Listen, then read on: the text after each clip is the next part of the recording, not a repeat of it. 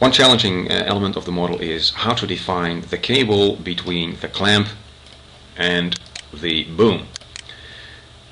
I've already implemented one of the methods here and I'll describe that later on, but I'll just go over a few options just to give you an idea how important it is to know what you need from your model.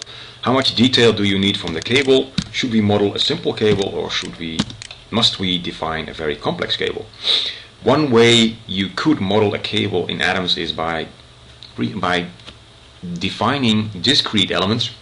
Suppose we define 10 discrete parts and connect them together using springs, dampers or constraints. That could be a model of our cable.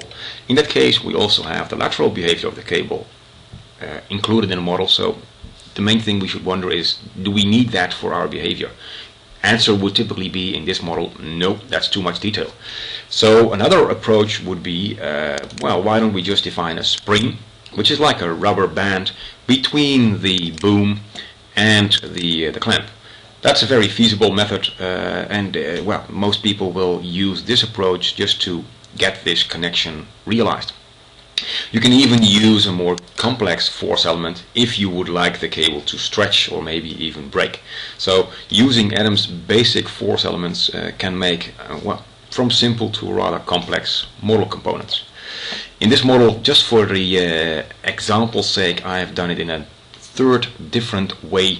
I actually realized myself that a cable, if it doesn't deform, will actually be a connection between the clamp and the boom, and it can be represented as a spherical joint. So basically what I did is I create a spherical joint between the boom and the clamp at the top of the boom, and with that actually I also added additional graphics, because the clamp part now, just to visualize the cable, has an additional cylinder. So this is basically the way I modeled my cable.